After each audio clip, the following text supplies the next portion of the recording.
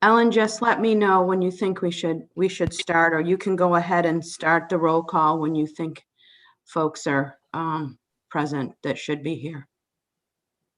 Thanks, Eames. We do have all of the trustees present that we were expecting, so I can do roll call if you'd like. That'd be great. Thank you. Trustee Kane. Good morning. Yes. Trustee Doak. Yes. Trustee Dobson. Was that Dobson? Yes. Here. And I don't believe Trustee Donnelly is with us. Trustee Eames. Here.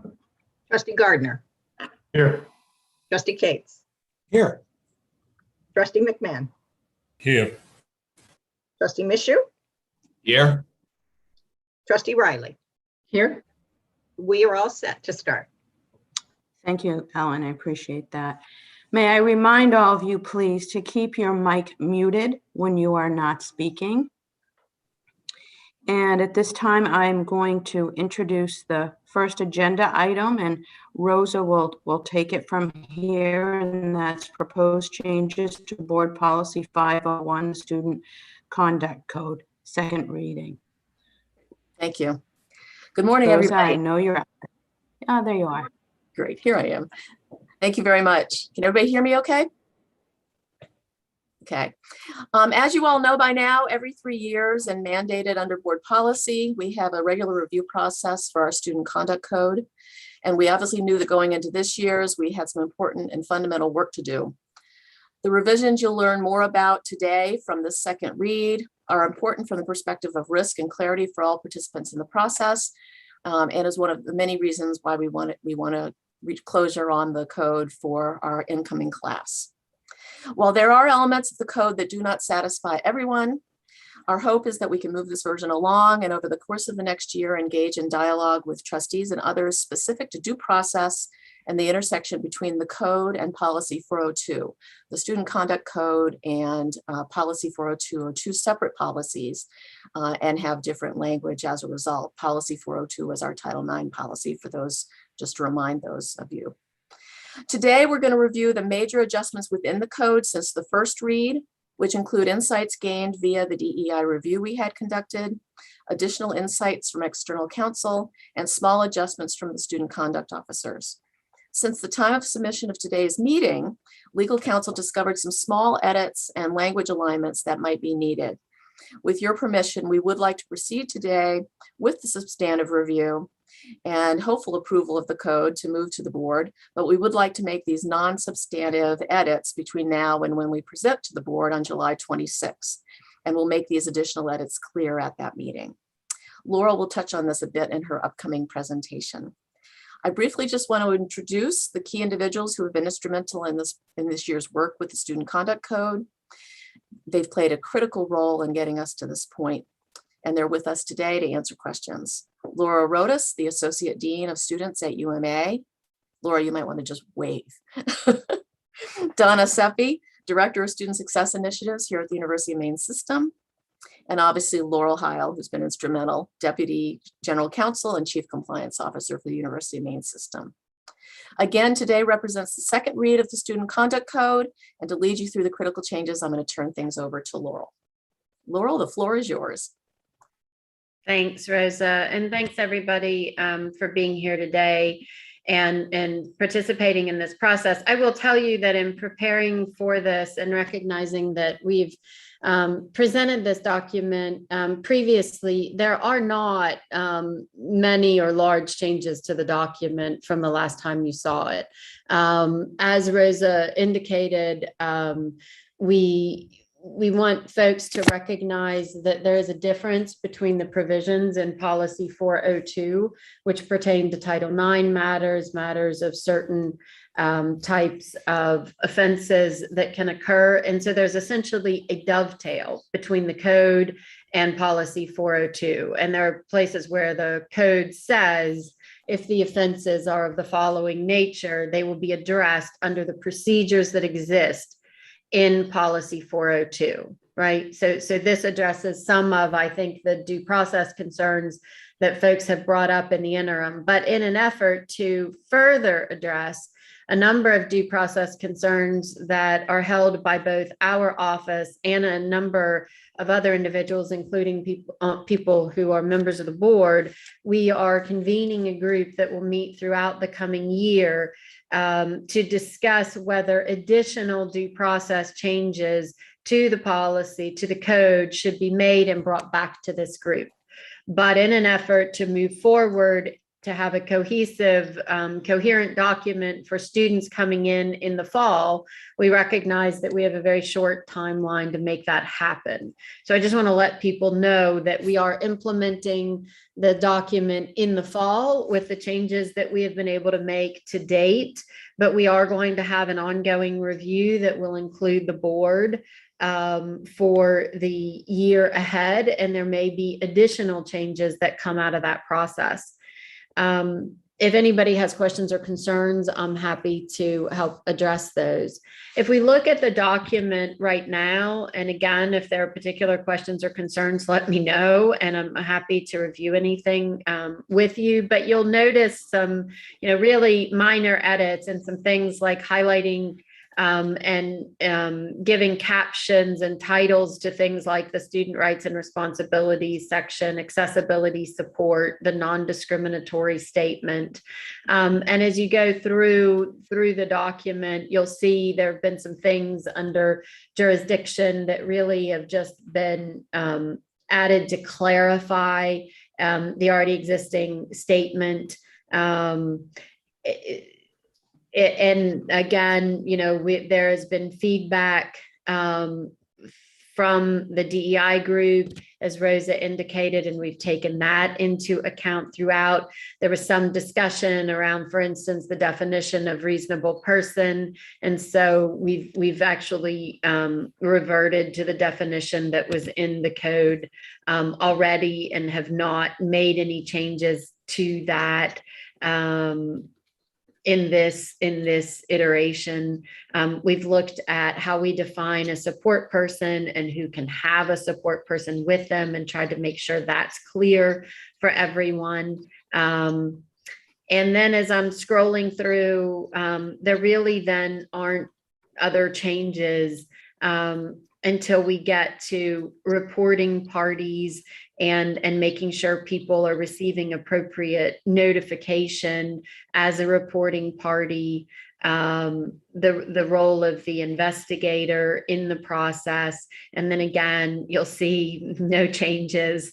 And then just again, some clarifying edits in what remains that are very small. So there aren't, I don't think, other than saying that these edits are really an attempt at further clarification and coherence, as are the additional edits that our office discovered. So just for instance, there are some sort of or and patterns that, weren't accurate or grammatically accurate and needed to be edited for some things like that, and semicolons, and some places where we recognized that we could have greater coherence. But if anybody has questions or concerns, I'm happy to respond to any questions folks have about the current set of edits.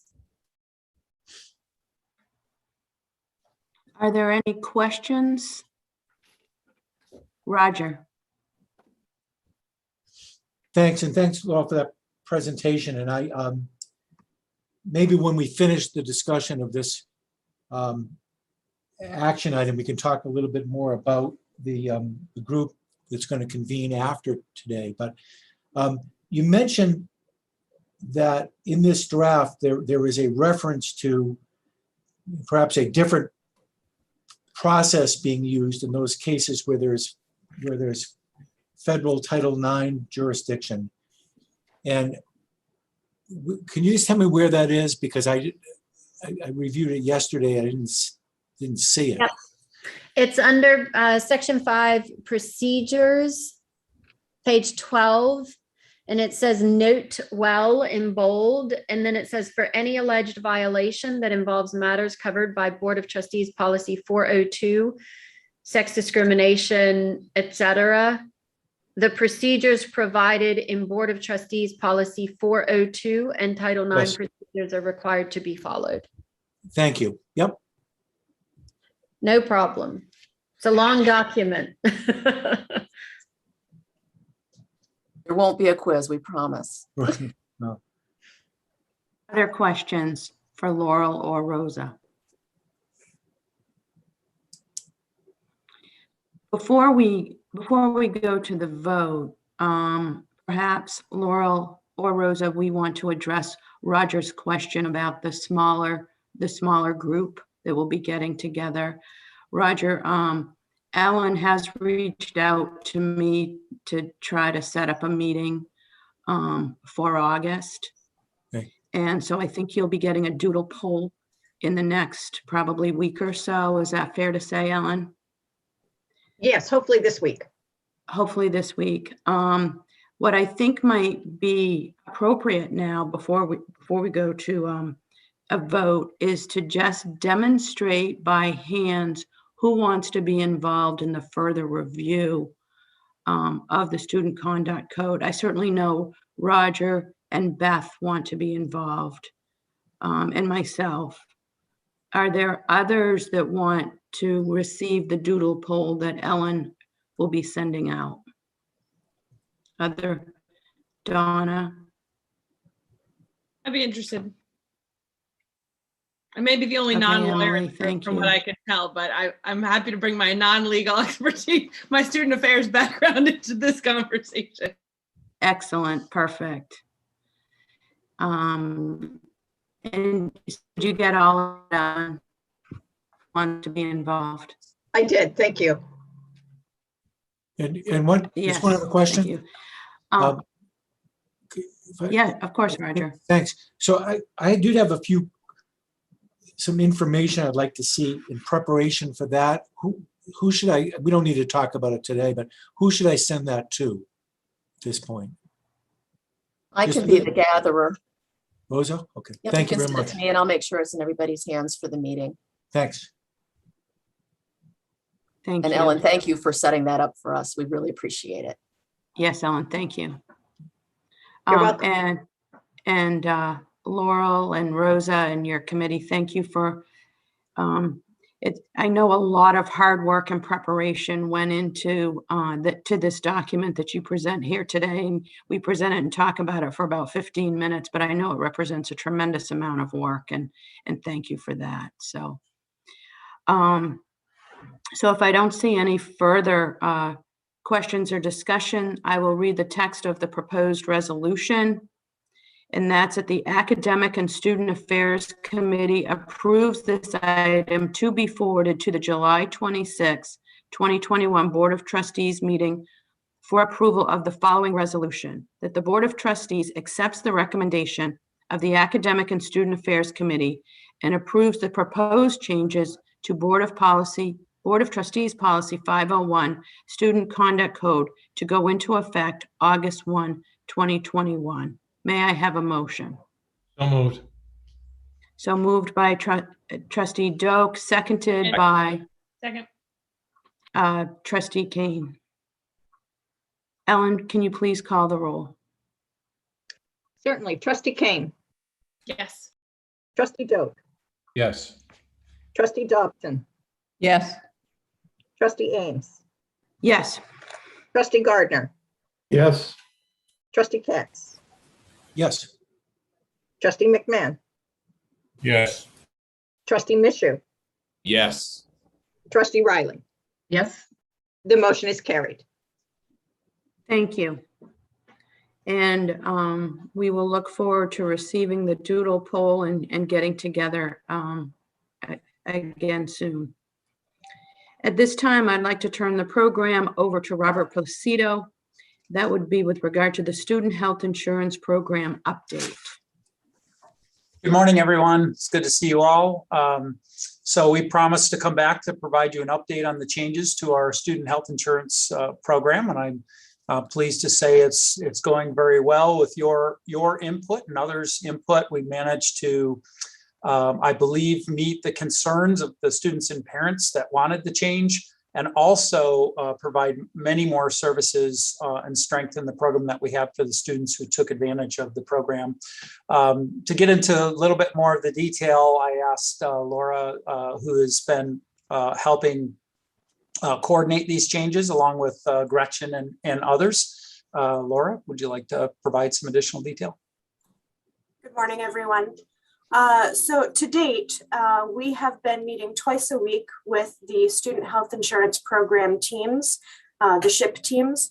The first meeting of the week is with an internal group of stakeholders from the campuses and system leadership. The second meeting of the week is with the Gallagher broker representatives. Those two meetings are designed to address the student health insurance changes on two fronts. So one with the changes from mandatory to voluntary coverage with the broker, and the second with our internal communication to students, campus service professionals, and determining whether or not a wider public message would be necessary.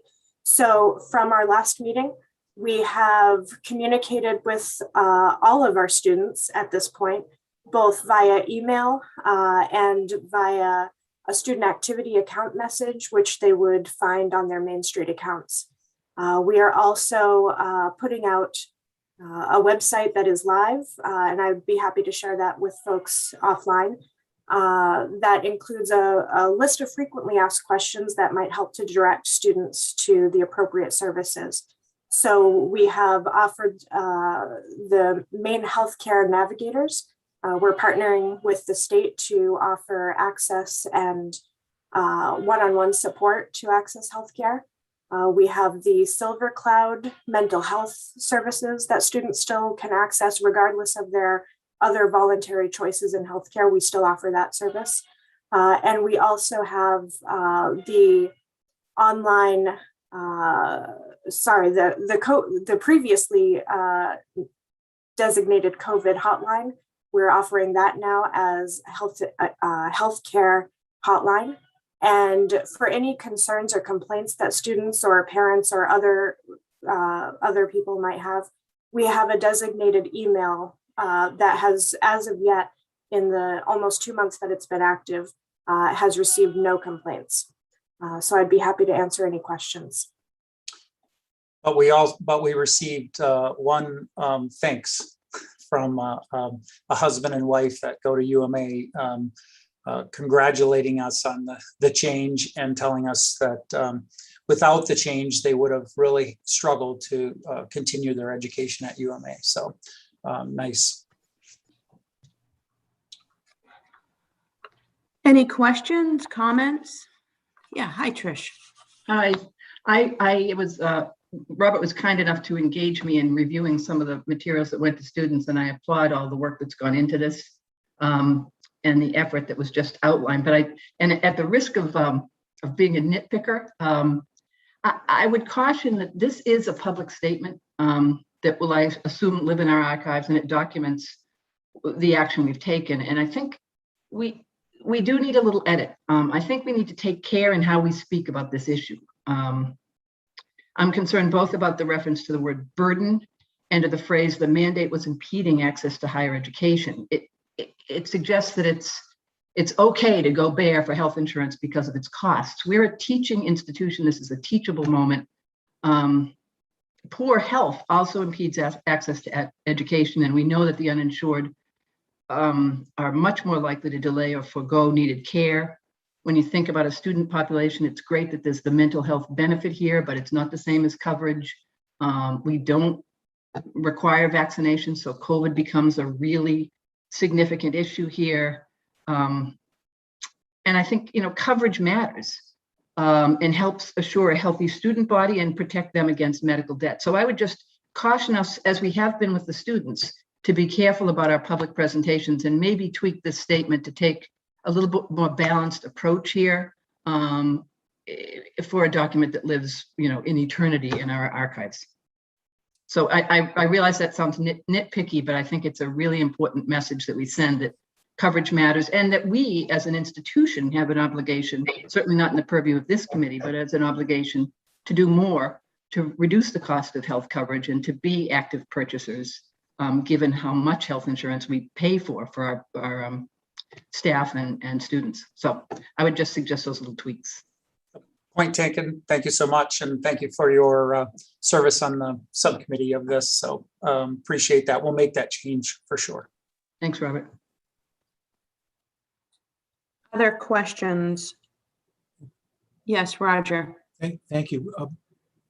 I know that there are restrictions because of HIPAA, but come October or November, are we going to be able to know what percentage of our student body is insured and what isn't, or is that just not going to be possible?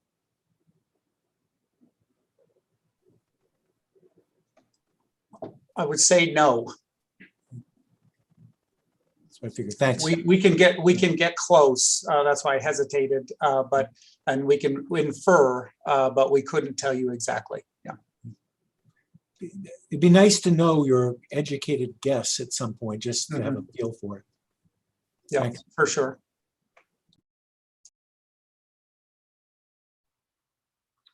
Other comments or questions? Seeing none, I'll move on to the next agenda item, and thank you, Robert, for that presentation, and Trish for your comments.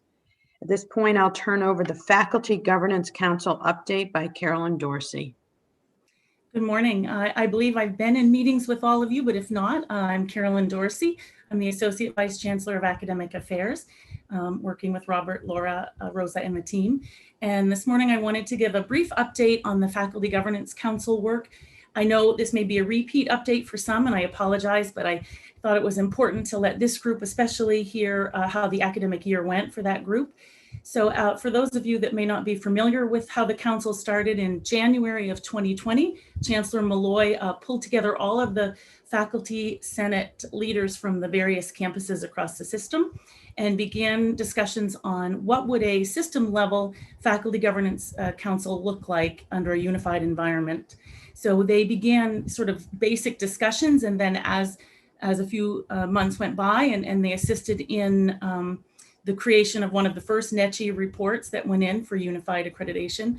And after that, they continued to meet as a group to further define what the group would look like, how they should function in relation with the campus level groups and the system.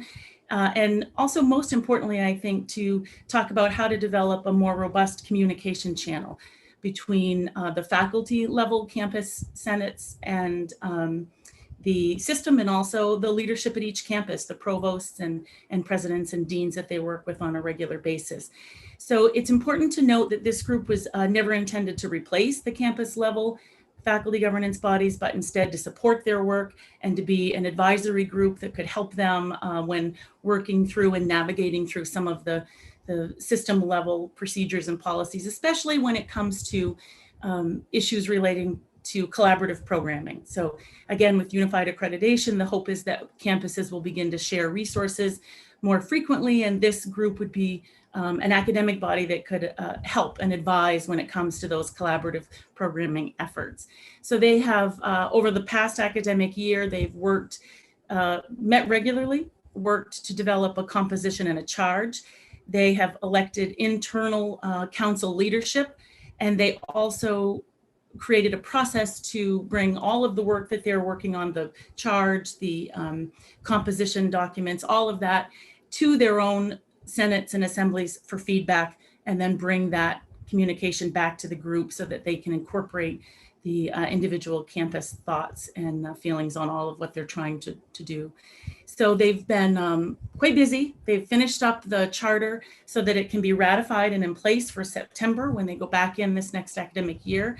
And they've also begun to do, to assist with some of the system level work that our office is undertaking. We're working on updating the APLs, or those processes by which they would bring forward new program approvals and things like that. And they have been part of the stakeholder group that reviews the revisions to the process and offers input, again, taking it back to their campus bodies for feedback. So I believe it's been a very productive year. It's been a positive year. They've come together well as a group and seem to be in a very good place with communicating back and forth with the campus level stakeholders and the system.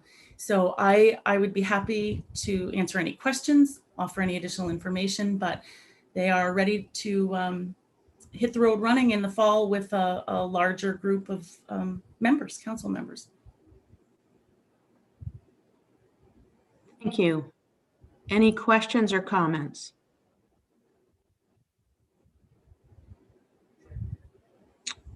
Wow. Well done. Thank you. I will at this time turn over Unified Accreditation Update to Jeff St. John.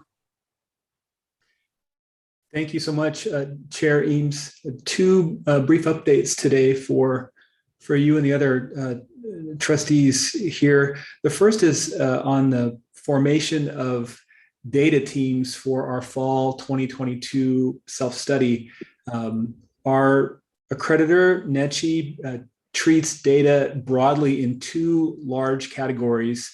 And so we are forming two teams reflecting those two categories, two teams of professionals who deal with data all the time, both at the campus level and system level institutional research and data staff to tackle the significant job of accurately collecting and representing our institutional data for the self-study. The first team really will focus on general institutional data, things like enrollments, numbers of faculty by institution, student credit hours generated. This general institutional data is what our institutional research staff would call profile data, the basic ingredients that make up the characteristics of individual institutions and then our system as a whole. And then the second data team will focus on assessment, which is really the evidence we provide to show that students are learning. So it's not about what we think we're teaching or how we think that teaching is going, but concrete evidence showing that students are in fact learning as a function of the courses they're taking and the experiences they're having with us. So we will have a mix of campus level and system level institutional research and assessment staff comprising those two teams. In some cases, there will be overlapping members of those teams, as is understandable and necessary for us. And the two teams will work in complementary fashion across the next year to populate some NECHI supplied forms for that institutional data and that assessment data that we'll be putting together for the self-study. And just so you're all aware, an important question that we had to settle from the outset, from the very first meeting of the people who would go on to form the two data teams was, how are we going to represent our data under unified accreditation? We had that conversation with campus and system data professionals, with the provosts, with the presidents, with the vice chancellors, and really came out with a strong consensus as to the following approach. We will supply for each of our universities data reflecting their individual institutional profiles and their individual assessment outcomes. And we will also then, acknowledging and reflecting our unified environment, develop some data that reflects global outcomes for our system as a whole, particularly in the area of our multi-campus academic programs. So just as one example, if we have faculty working together on a collaborative program in geographic information systems or cybersecurity or some other area, and there is a way that we can appropriately show outcomes for those programs as a whole, as collaborative programs, we will do that in addition to reporting out individually campus level outcomes for students and programs and faculty. In this way, we think we'll be showing NECHI both sides of the coin under unified accreditation in the most effective way we can, not losing or compromising mission distinctiveness in areas where it's important for us to show that at the institutional level, but also showcasing outcomes that are unified in spirit and unified in approach in a way that reflects our unified status and environment as of today. So I wanted to share that both as the way we're going about it and why we're going about it that way, and more to follow over the coming year with respect to the work of those two data teams.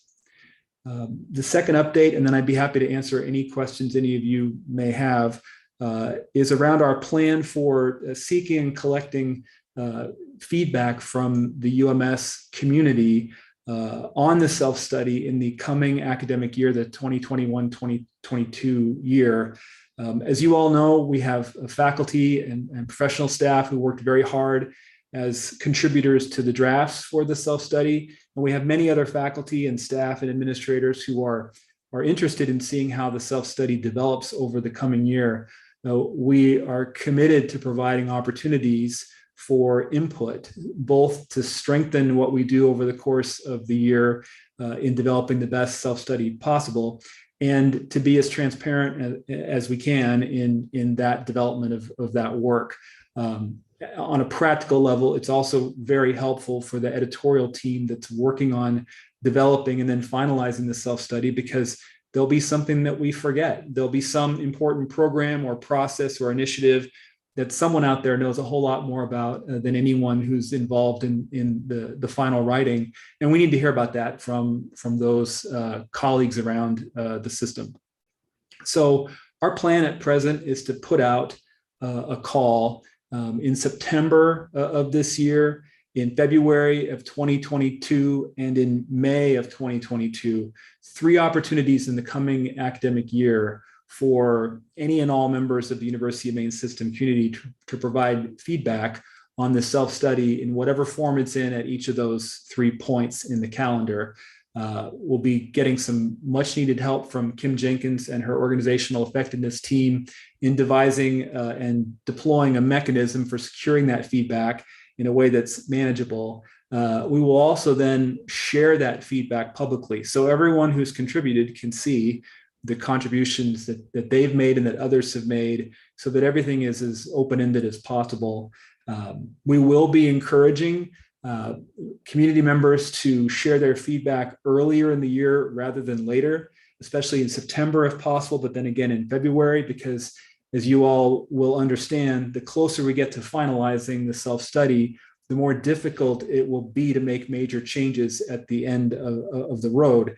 But we will continue throughout the year to make changes reflecting input that is important and needed, and really taking anything we can into consideration that will improve the final product and make it as comprehensive and as strong as possible. And those are my 2 updates. And again, I'd be happy to answer any questions you may have. Questions from the board? Roger? I did have one, Jeff. Thank you for that. You're talking about the 2 different kinds of data you're going to be collecting, the profile data, so-called, and then the assessment data. And you said the assessment data is to show how students are actually learning, or how well students are actually learning. How do you measure that? What's that data involve? That data great question. It involves everything from looking at individual outcomes from a specific course. So when an instructor teaches a course, what are the 3 or 4 or 5 or 7 specific skills, abilities, capacities that students are expected to derive from the content and the instruction in that course? It can be at that level. It can be at the level of an overall program. So you're a veterinary science student, you're a math student, you're an English student. What are the core skills, abilities, and capacities you're expected to develop over the course of your undergraduate program or graduate program in one of those fields? There are any number of measures and markers of those kind, from specific courses to overall programs, even at the institutional level. NETCHI takes very seriously the notion that we can't say that we know we're doing a good job instructing our students because we say we're doing a good job. We need instead to turn it around and look from the perspective of outputs and outcomes. What have students derived at the end of the road that shows, in fact, that they learned what we said they were going to learn, and that they can do with that learning what we said they would be able to do. And that's the kind of data that we'll supply under the banner of assessment for the self-study. Thanks. Thank you. Chair, Yes, trustee Gardner.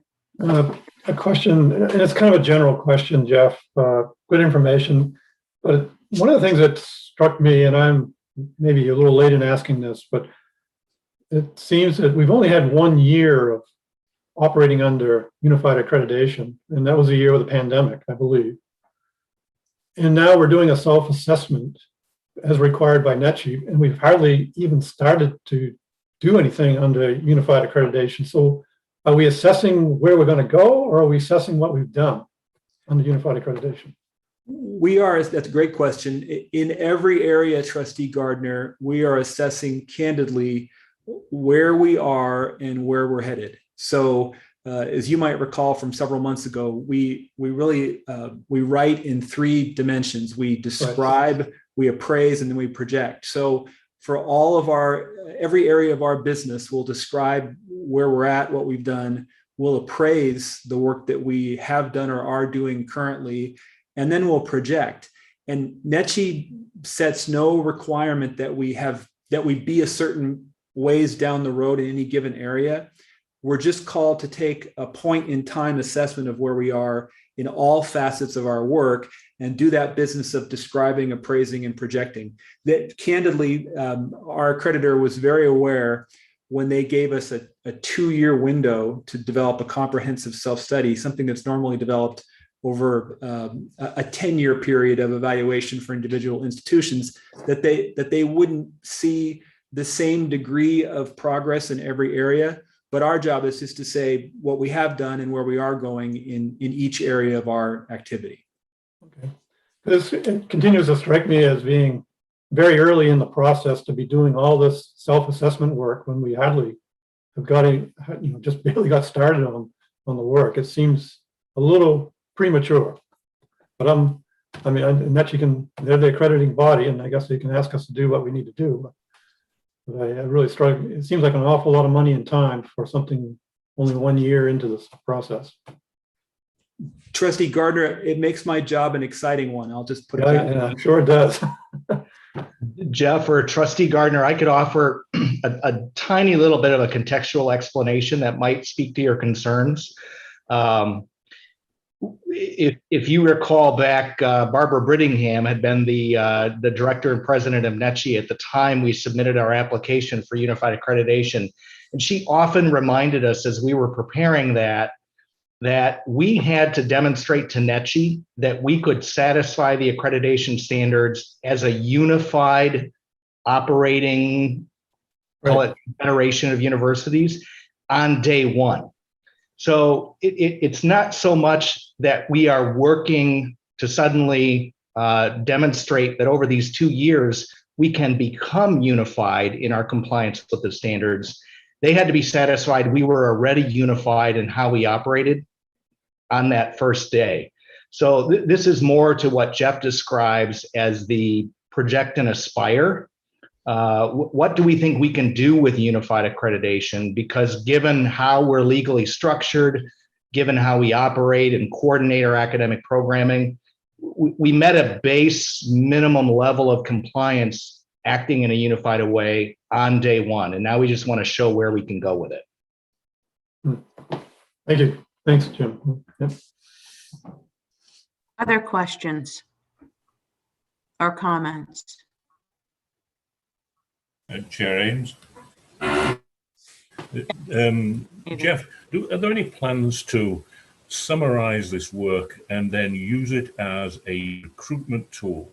In other words, this is what we're aspiring to. So if you come and join us as a student, this is what you can expect, maybe not next year, in your freshman year, but in your sophomore and junior year, this is what we will be offering, which is obviously the long-term intent of this, to help our students learn and to make it easier for our students to learn. Is there any plan to get this out in the general public domain, particularly in the recruiting area?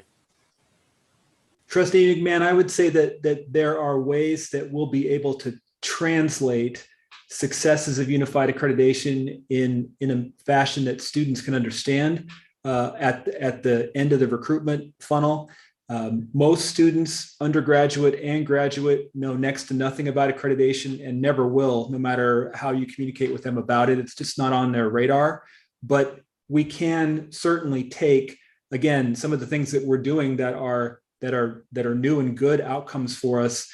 And if we move those to communicators on our campuses, to our enrollment managers, they will without doubt find a way to put those successes in language that is understandable and appealing to students who they're seeking to recruit. You're right. Jeff, mind if I add? Please. Sure, Robert. So I would say we haven't from a statewide or system-wide aspect, as I think you're implying, and I think it's a great idea. Where we have started to do it is by program.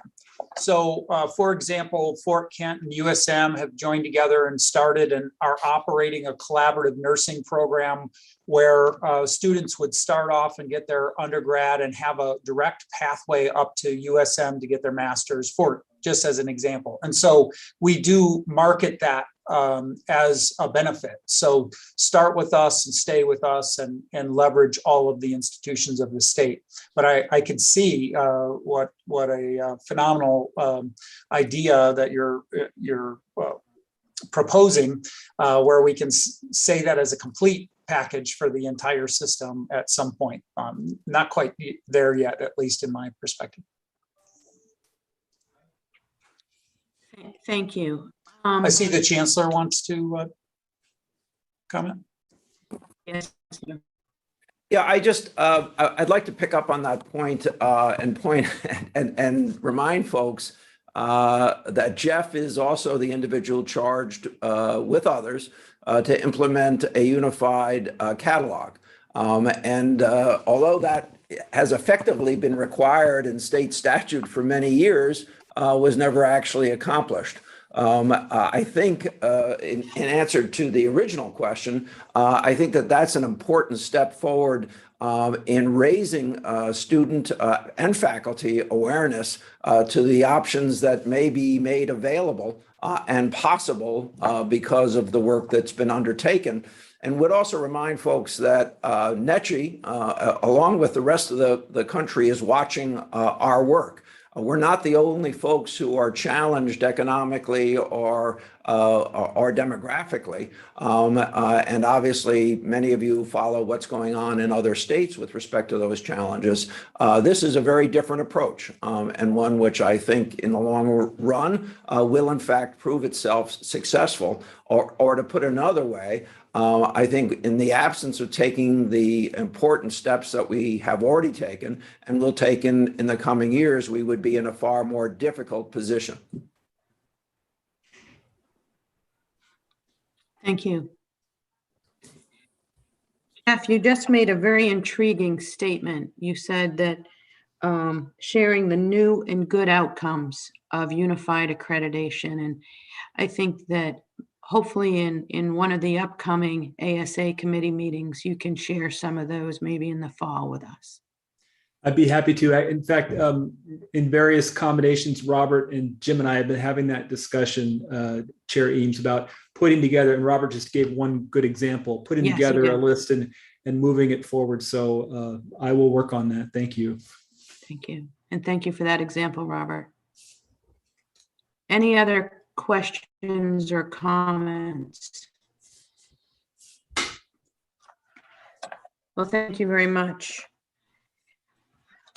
At this point, I'll go to the agenda item, data governance update with Rachel Groenhout. Thank you, Chair. I'm going to share my screen.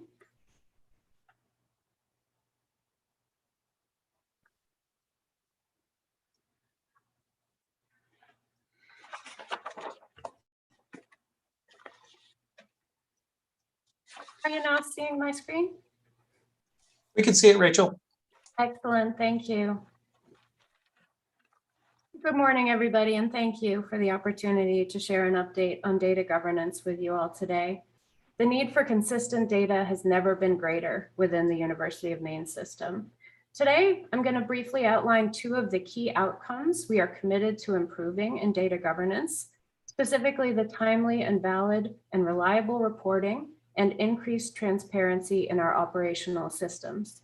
In addition, I'll share just a few examples of some of the data governance projects that we're working on that are in direct service to our students, faculty, staff, and institutions. First off, higher education, of course, needs good information, including the valid and reliable data I mentioned, in order to make great decisions. This same high-quality data that supports the production of relevant, timely reports and analyses also feeds all of our systems that support operations and can sometimes make or break the day-to-day experiences of our students, faculty, and staff. One example recently mentioned just a moment ago, we were talking about the unified catalog. And this is a sometimes seemingly simple activity of searching for courses and finding the ones that you need to meet your program requirements. This is another example of how the quality of our data directly impacts our ability to provide this sort of resource to all of our students, faculty, and staff. The University of Maine System Data Governance Program was initiated in 2017 to address both the reporting and the operational needs I just mentioned for high quality data. Our program has grown over the years to include many specific data areas, and our work groups formed to address specific data issues that are identified by the Data Advisory Committee and are endorsed by the Data Governance Council. Currently, we have just over 80 people actively working on our data governance projects, and because many of our members participate in multiple projects, our total work group participation rate is 166 memberships across 21 active projects. Data governance has quite a broad project portfolio, and it ranges from the creation of global data guidelines and trainings to discrete coding improvements for specific use cases. At the core of these coding improvements is the need for consistent, high-quality data across our departments, databases, and institutions. The goals for these improvements in data consistency are to serve our UMS strategic initiatives, support our faculty and staff, and improve our students' experiences. While data governance works across the student, human resources, and financials databases, most of our data consistency projects are in the realm of academic and student affairs. Today, I'd just like to share a few projects with you to illustrate what we are working on. As I mentioned, and as was just addressed a moment ago in the conversation, was the need for a unified catalog and the ways in which consistent data can help us achieve this goal. This data governance project has many benefits, including increasing the accuracy of our course search results for both students and faculty, staff, and advisors. And this can greatly increase the ease of searching for courses, and when doing so across multiple institutions. This consistent data will foster easier interpretation of the results of the course search across institutions. While those benefits are key for students and for our academic staff and faculty, consistent data also reduces effort in integrating course data into additional systems, such as our learning management, assessment, and course evaluation systems. And finally, consistent data drives easier and more accurate reporting on our course offerings and enrollment in those courses. So that is one data governance project that is in direct support of our students and our academics. Another example is with first generation students. In the 2019 fact sheet from the Center for First Generation Student Success, it was found that there was a significant difference in the experiences and the ultimate degree attainment for first generation as compared to continuing generation students.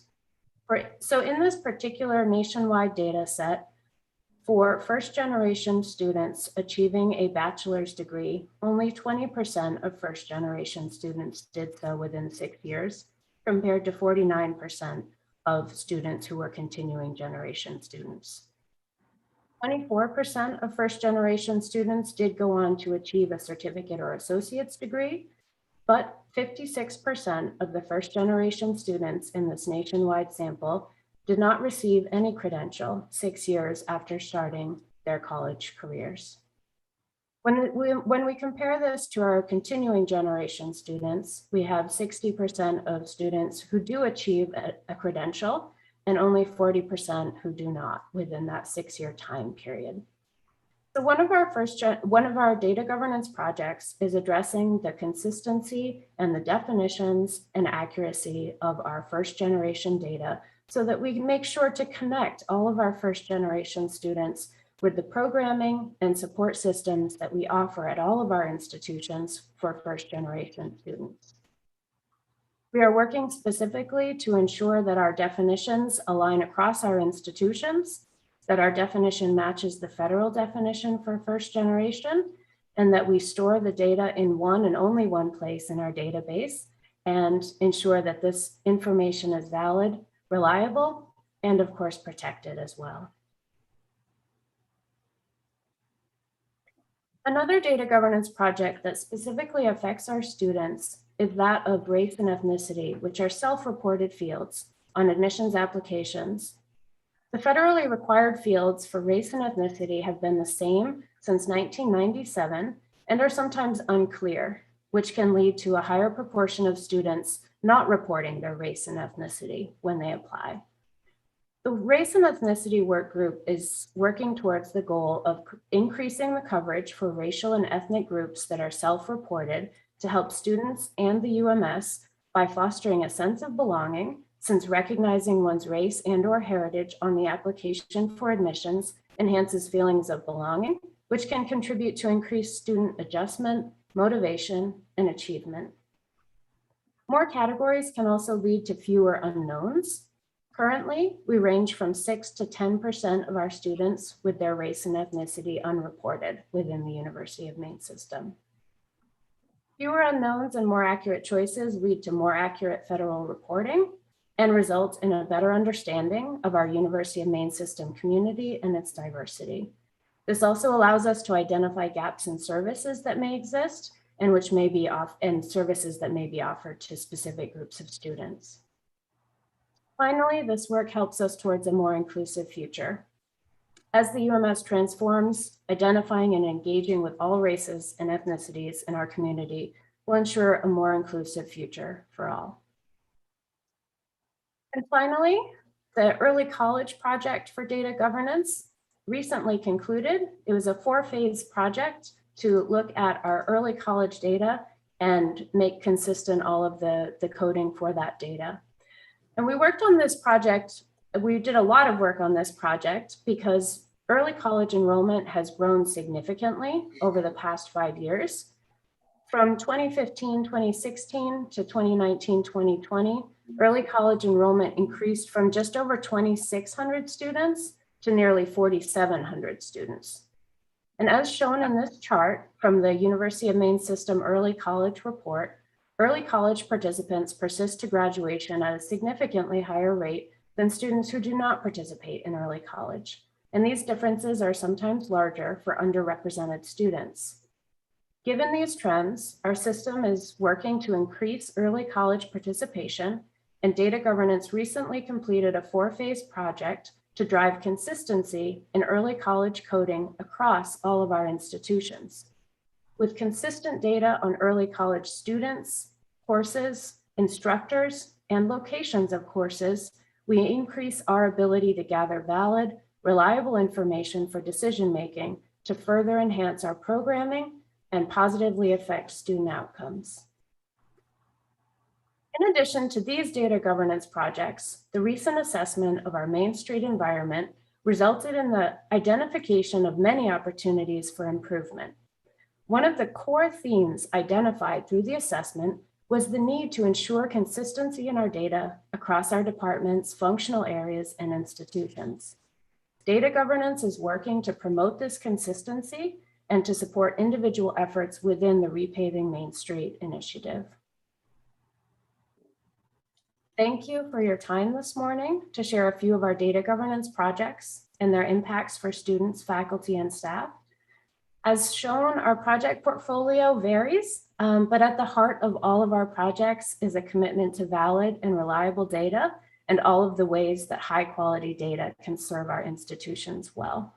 I'll take any questions you have now, but please feel free to reach out to data governance or visit our website for more information. Thank you. Thank you, Rachel. Chair Eames, mind if I add a few comments? Oh, please do, Robert. So often you all ask questions during these meetings, and if I don't readily have the answer, it usually goes back to this group. Because if we don't have the answer, it's because the data is missing or not in a standard format that we can interpret it. And so it takes quite a while to clean that stuff up and develop standards and get agreement and change business processes across all the institutions. But that's one of the reasons I wanted Rachel to come today, to let you know that there are lots and lots of people working on this. Really, we, Jeff's work and just about everybody on this Zoom call's work depends on information being consistent, standardized, and so forth to move forward, particularly with unified accreditation. So appreciate their work. We are also, we have come so far since I first got here on many of these issues. We have added and through that group's help, many new business processes to as Rachel mentioned, further our understanding of our, not just the data, but what the data implies to our students and faculty and productivity and everything. And rethinking how measures even are collected and compared. This morning, Jim and others, Joan, were talking about retention rates. And so that was on my mind, that nationally there's a standard retention rate, and the definition for that standard only includes first-time, full-time students. So you can imagine that. What about the transfer students, and what about the not first-time students and graduate students for that matter? How do we know anything about them? Well, if you look at just the national standards, you know nothing about it. And so I think it's been a couple of years now, we added our own internal measure of return rate so that we can have a better picture of every single student and if they're returning, and then look at the categories or subgroupings of those students and understand, is it minority students? Is it transfer students? Where are those transfer students coming from? What high school students, what high school are they coming from, and are they prepared? And all of those kinds of questions we can better answer now. So, and it's something that the chancellor keeps his eye on and pushes us all to get better at. In fact, this morning we noted that last year we improved that return rate a full %, and that's during some of the trying times that we've had. So again, thanks to Rachel for chairing and driving that effort, and all of the people that are in that group. So thank you for the time, Lisa. Of course. Questions or comments? A question, Madam Chair. Yeah. Yes, Mike. Yeah, either for Rachel or Robert. Rachel, you mentioned 10% race and ethnicity are unknown. Is that 10% consistent with national average among higher education for the unknowns?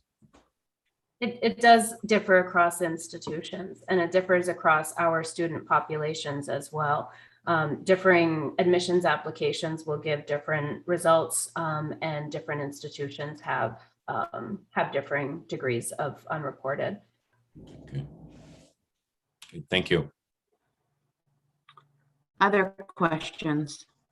Here. It's Mark. Mark?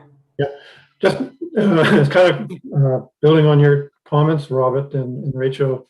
I was looking at that early college outcomes, USM early college outcomes, and it struck me, I find it interesting you chose 6 years graduation rates. I'd be curious what the 4-year graduation rate would be, because you'd think that's where the big difference would be. And you know, they're picking up courses hopefully in towards their major or whatever area they want to study in, and you would think that early college would have a much higher 4-year rate.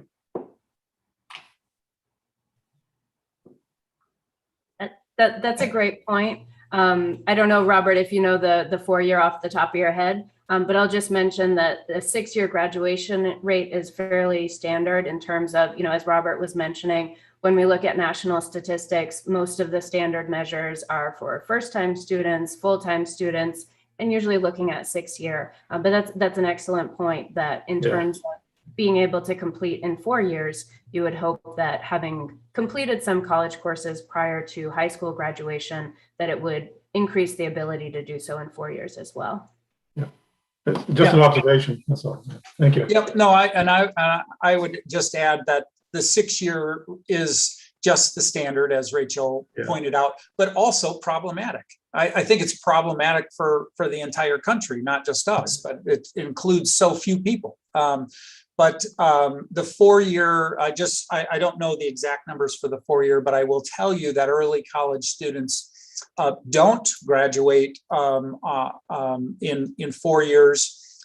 They're more successful at completing, but they graduate on average in that 5-year mark. They just are able to take more offerings of courses since they have some in the bank. And that's what we're seeing. So it really didn't speed up. We were all sort of across higher ed disappointed that it should have sped that up. But marginally it improves the time to completion. Thank you. Trish? Thank you. Rachel, you left me at the edge of my seat in responding to Michael. The issue of race and ethnicity data is hard to get. It's a national problem. I appreciate it's really a struggle across disciplines. But the quality of our data impacts the quality of our analytics. So you mentioned that some applications are more successful at getting that data. Can you illuminate that? What works better to get that data than others? And can we given our focus on DEI, can we standardize that and do a better job getting the data? I think those are excellent questions. In terms of what I meant by the different applications, it's perhaps not the application itself. We don't actually know if it's the application or if it's the characteristics of the student. But just as one example, we have a higher percentage of our graduate students and our non-traditional age students who do not choose to report their race and ethnicity. Now, is that because of the application or because of characteristics in the student? I'm not actually sure. But in terms of what we might be able to do to gather that information, part of what we're thinking about in this work group, and this project has not come through a formal proposal yet. So these are all just ideas that are being worked out by looking at what other institutions do. But for example, we're looking at asking students on more occasions for this information. Is that something that we might, if we ask them and we let them know why we're asking, is it information that we can gather with a higher return rate than currently we ask them once? And students do have the opportunity to go into Main Street and add that information if they would like to. That opportunity is there for them, but we don't currently make any sort of broad sweeping campaigns to gather that information after the point of application. So that's one thing that we're thinking about. Could it be, Could it be anonymous? Because I'm struck, in many instances, people fear immigration policy, concerns about potential racism and targeting, and there's a whole bunch, there's a rife literature on this, and I'm wondering if there's a way to ask for that information anonymously. We Sorry, can and sometimes do when we do anonymous surveying of our students. But if we're just looking at the student's record to look at performance, yeah. I will say doing the benchmarking is problematic because there was a fairly standard practice of institutions that I've worked with and consulted with where it was not uncommon for programmers to default statuses. I don't find that happening a lot here in our system, but just as an example, one institution I'm familiar with, if you didn't say you were a man, you were a female. So if you didn't report it, you just went into the female bucket because someone didn't want to see unknowns. So it becomes, so if you were to look at them and say, oh, well, they get 100% response. Well, they don't really get 100% response. Madam Chair. Yes, Emily. I find in the work we're doing with diversity, equity, and inclusion, I think the point of telling people why you want the data makes a big difference. All of this data has to be really self-reported. You can't make assumptions about what somebody is and who they are. And I know for us, one of the things we're doing is moving towards actual public reporting of our DEI statistics as an organization, something that's a more and more common both in the corporate space as well as in the nonprofit space, to actually say our diversity is X, our diversity of our leadership is X, our diversity of our board is X. And I know for us, again, it's anecdotal, but working with a DEI consultant, we found when we told them what we were going to do with the data, particularly younger people were more willing to fill it out. We still had some who said no or choose not to.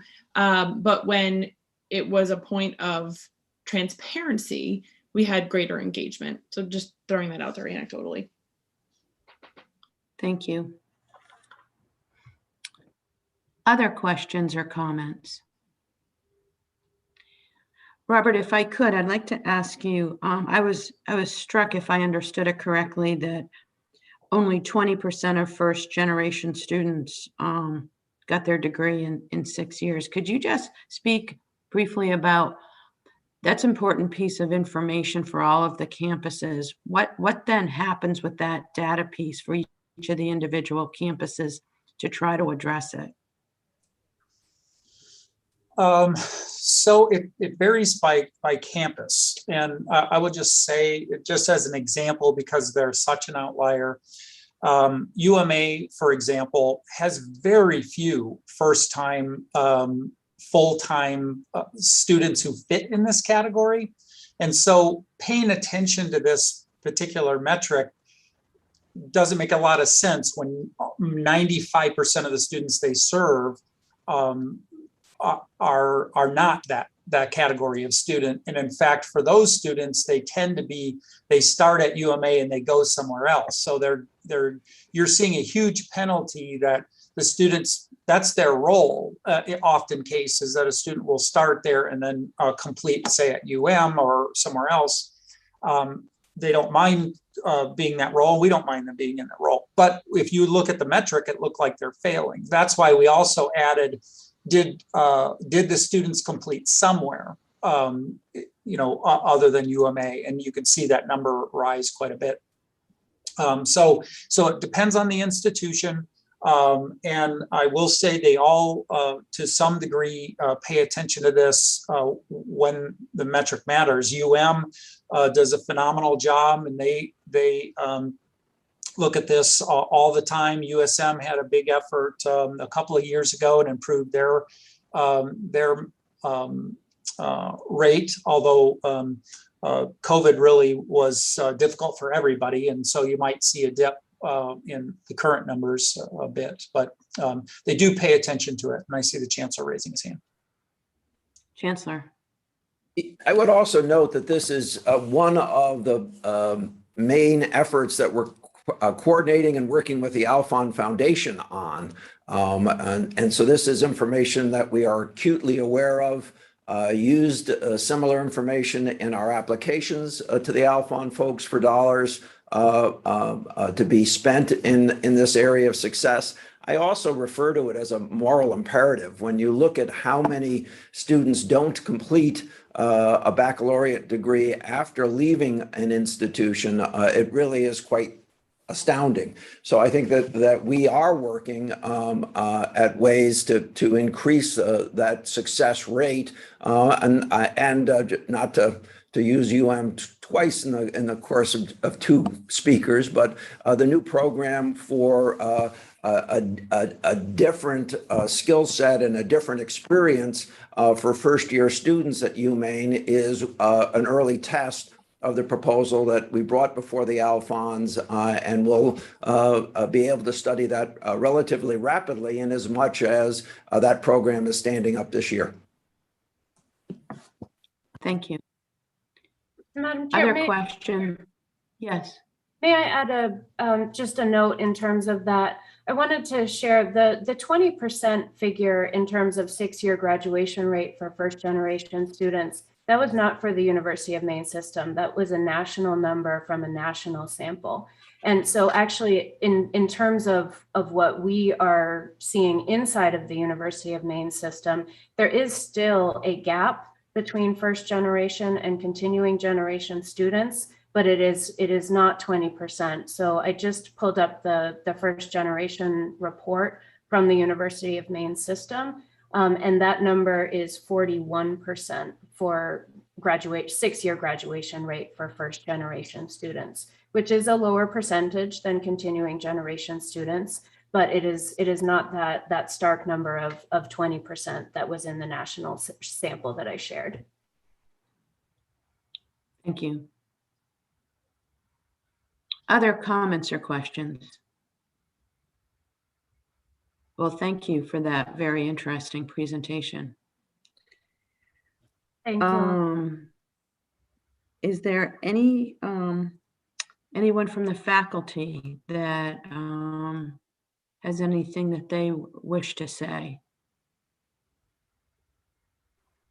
Yes, hi. Good morning. It's Lisa Ledoux from University of Maine at Presque Isle. I just had a comment. This isn't from all faculty. It's just something that I had experienced personally with some research a student did that Robert Placido is about. So I'm the supervisor for the UMPI Maine Policy Scholar. I don't know how many of you are familiar with it, but it's through the Margaret Chase Smith Policy Center as well as the Maine Community Foundation. And every year, one junior student from each campus is chosen to complete some research on a policy issue that affects the citizens of Maine. And last year, the 2019-2020 scholar from UMPI, Inez Goga, did some research actually about UMaine's system policy around discrimination cases. And she interviewed people working in student affairs at every campus and kind of looked at how those cases were treated, wondering if there could be more of a modeling of some discrimination issues to the way we treat Title IX, because Title IX does have that federal requirement just for communication and standardization. So it kind of addresses several things we've talked about today, both the student conduct code, the Title IX issues, the infusion of DEI, diversity in our student body, and consistency in data. And one of the things, and Robert could speak to it as well, because he was on the panel where Inez last fall, in fall 2020, where she presented her final results. And what she really found was a lack of consistency around campuses of how our policies are implemented. So I know there's so much time and energy for so many people creating these policies, revising them, but I worry about what that actually ends up looking like to implementation on the campuses. And a lot of what she found wasn't the fault of any individual. It was because a lot of these student affairs offices are understaffed. So you have one person wearing so many hats that, you know, one campus, and it wasn't even differences between the large and the small campuses, even differences among small or between USM and UMaine of how these policies are actually implemented when there's a concern on campus around discrimination. So I just wanted to highlight that you know, that's something we should be talking about, not just the wording of the policy, which I was really impressed, Trustee Riley and others who talked about wording, and Trustee Katz talking about due process protections. Those are really important things, but we also have to somehow keep an eye on how this is actually implemented, because what she found was there was lots of people doing the best they could with very little resources, but there was real inconsistency. And I wonder if the same is for other issues around student conduct code. So that's all. It's a personal thing because of some student research I wanted to speak to. Thank you. Yeah, I would just add that a student did a phenomenal job, and hearing those comments, it was right in the midst of Rosa and Laurel's work and Donna Seppi's work, and so that it did, at least for me personally, influenced me to take a greater look and have an understanding of why the standards that Laurel and Rosa at the system level are trying to implement, because we have students who cross those borders, and so we have to be treating them consistently when they do, or even if they know other people. It causes problems when we don't. So it just emphasizes the work that you all just approved today. So. Thank you, Lisa, for your observations, and thank you, Robert. Rosa, are we expecting any student presentation? Not to my knowledge. Okay. I don't even think we have students who are able to attend. Oh, Eli's here, but they didn't have anything when we met the other day. Okay, that's what I thought. Well, very good. I believe that concludes our agenda. I think this might be record time, at least for my tenure on the ASA. So, Roger. That's a good question. Oh, is it our intention to continue to meet by Zoom even after the full board meetings are in person, or have we decided that yet? Or has anybody decided it yet? I will defer to the Chancellor or Jim Thalen or Mark. I don't know the answer to that. I think we're wrestling with that very issue as we look forward to getting the trustees back together in person in the not too distant future. Clearly, these Zoom meetings will be fewer, but I don't think any clear decision is made with respect to committee meetings. I would add that a number of trustees serve on a number of committees and find that it's easier to participate, at least for some of them, in Zoom meetings. So we may be looking at a hybrid model as opposed to a singular model. Mm-hmm. And that's what I would, in all probability, if I had been asked this question before and given it some thought, that probably would be my recommendation, is that we meet trustees where they are and they meet us where we are when they can. But I do think we have to get, we do need to get the band back together in person. It's an expectation that the community rightfully has. Just to add to Chancellor Malloy's comments, that the only tentative decision we've made, or at least the executive committee talking of the trustees, is to meet in person at the September board meeting, assuming everything continues to go well with COVID and so the July board meeting will be by Zoom. We haven't had any discussions on committees, and I think as Chancellor Malloy said, it'll probably be some kind of a hybrid model. And certainly, as we did in the past on the board meetings, if someone cannot attend in person, there is the opportunity to attend via electronic means.